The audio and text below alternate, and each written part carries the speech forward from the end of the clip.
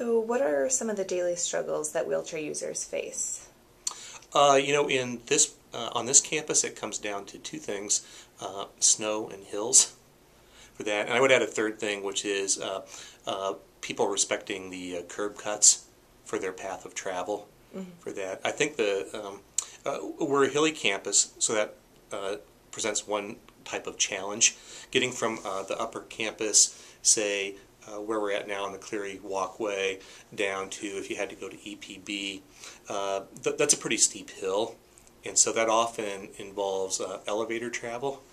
And there are only two elevators that are a path from this part of campus. One's in North Hall, and the other's in the IMU ramp for that. And so when a chair user gets up in the morning, they have to think a couple things. One is, are those ramps and elevators going to be functional that day? If they're out of service, that might mean trying to figure out a whole different way to get across campus.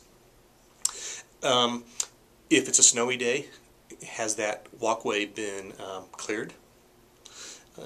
In terms of curb cuts, there's a challenge because the university may be taking care of, for example, clearing the sidewalk.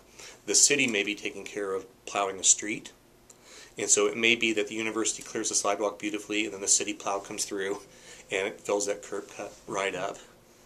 And so I think those are the kind of challenges that chair users face on this campus.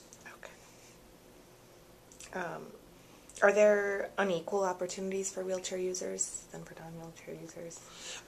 That is, in terms of students, no, for that. And our office deals with students, and then faculty and staff disability services have their own offices for that. And so we don't allow there to be an unequal opportunity for a student based on there being someone in a wheelchair. Okay. And I'll give you an example. If the great majority of our classrooms are accessible to a student in a wheelchair. If a student in a wheelchair needed to access a classroom that was not accessible, then we would call the registrar and have the class moved. Okay. So do you think college campuses differ in terms of accessibility and unequal or equal opportunities? They differ greatly in terms of accessibility depending on the age of the campus and the terrain. So in general, newer campuses that are built on flat ground tend to be a lot more accessible because there aren't as many barriers. And then older, more traditional campuses in hilly terrain that have buildings that were largely constructed before the American with Disabilities Act have to do a lot of retrofitting to be wheelchair friendly. So then what kind of services does the Student Disability Services provide? We handle all the academic accommodations for students that register with our office. There are a number of those that are most common that don't necessarily apply to a wheelchair user. For example, needing extended time for exams or a reduced distraction exam environment might be what someone with attention deficit needs. But somebody who uses a wheelchair is fine, in terms of rolling into class and taking the exam at the same time and place with everybody else. So the main thing that registering with our office helps is that students who register with our office have priority academic scheduling. So when it comes time to pick classes for next semester, their registration window opens before that of their peers.